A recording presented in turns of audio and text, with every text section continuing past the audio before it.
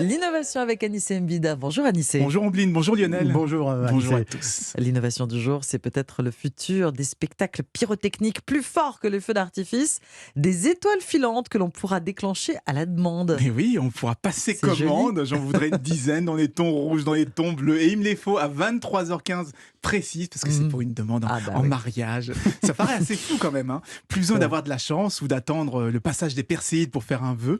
On pourra avoir des étoiles filantes artificielles où on veut, quand on veut, grâce à un service que préparent les Japonais d'Astrolive Experience. En plus, elles resteront visibles dans le ciel une bonne dizaine de secondes, hein, donc elles ne vont pas disparaître en un clin d'œil comme des étoiles filantes naturelles. Elles seront aussi plus brillantes, hein, on pourra choisir leur couleur.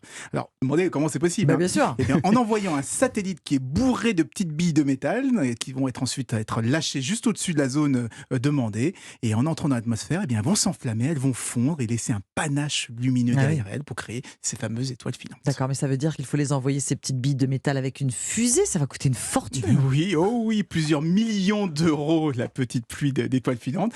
Donc, ça ne sera pas à la portée de tout le monde. Ça cible plutôt les parcs d'attractions, les gros événements comme la cérémonie d'ouverture des Jeux Olympiques.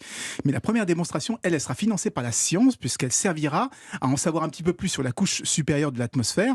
C'est une zone qui est vraiment difficile à observer parce qu'elle est à la fois trop haute pour les ballons météo et puis trop basse pour les satellites. Mais en suivant la trajectoire et les variations de couleur de ces fausses étoiles filantes, ça permettrait d'avoir des informations sur les vents, sur la composition de l'atmosphère, donc de mieux comprendre les changements climatiques. Alors dites-nous, quand aura lieu cette démonstration, Anissé ?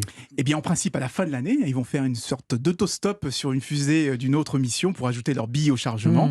Alors, ça devrait se faire en octobre, avec une pluie d'étoiles filantes qui tomberait au-dessus du mont Fuji au Japon, donc ça peut être très très joli. Alors, c'est vrai, on perd un petit peu de la magie, mais moi, je trouve ça fascinant qu'on puisse créer des étoiles filantes à la demande. Qui sait, demain, peut-être qu'on créera des aurores boréales à la demande. Peut-être. Merci Anissé. Merci, Anissé. Europe 1, bonjour.